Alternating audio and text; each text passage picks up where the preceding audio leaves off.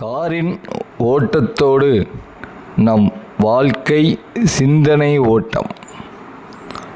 Car ஓட்டிக்கொண்டு போகிறீர்கள். தேசிய நெடுஞ்சாலையில் நிதானமாக மணிக்கு 70 கிலோமீட்டர் வேகத்தில் போய்கொண்டிருக்கும் போது பின்னால் காரன் சத்தம் கேட்கிறது.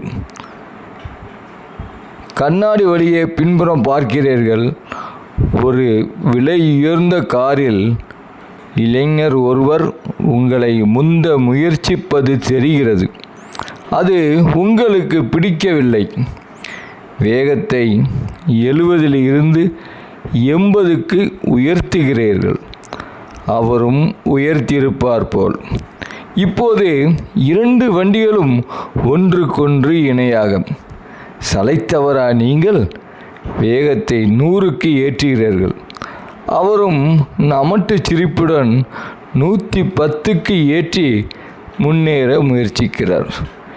நீங்கள் 5வது கியருக்கு வேகமாக மாறி 120ஐ தொடுகிறீர்கள். இப்படியே போனால் முடிவு என்னவாக இருக்கும் என்று சொல்லி தெரிய வேண்டியதில்லை. இந்நிலையில் உங்களுக்கு ஒரு கேள்வி மனதில் வரலாம். உங்கள் காரை ஓட்டிக்கொண்டிருப்பது நீங்களா அல்லது அந்த இளைஞரா? நிதானமாக 70 கிலோமீட்டர் வேகத்தில் இயற்கையை ரசித்தபடி பாதுகாப்பாக கார் ஓட்டிக்கொண்டிருந்த நீங்கள் இப்போதோ ஆபத்தான முறையில் 120 கிலோமீட்டர் வேகத்தில் கடும் கோபத்துடன் ஓட்டிக்கொண்டிருக்கிறீர்கள். காரணம் வேறு யாரோ எவரோ. வாழ்க்கை ஓட்டத்திலும் சிலர் இப்படித்தான் கடத்துகிறார்கள். தனக்கு எது தேவை, எது வேண்டும், தனக்கு எது முக்கியம் என்பதை பற்றிய உணர்வின்றி அடுத்தவர்களை பார்த்து பொறாமையில் ஏதேதோ செய்து தங்கள் இலக்கை கோட்டையை விடுவதோடு பேராபத்தையும் தங்களுக்கு வருவித்துக் கொள்கிறார்கள்.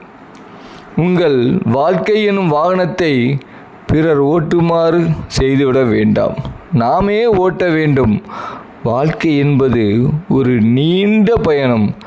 அதில் நமது கட்டுப்பாட்டில் நமது வாகனத்தை நிதானமாக நாமே இயக்கிச் செல்லும்போது நம் வாழ்க்கை பயணத்தின் இலக்கை, எல்லையை எளிதாக பாதுகாப்பாக சென்று அடைய நிச்சயம் நம்மால் முடியும்.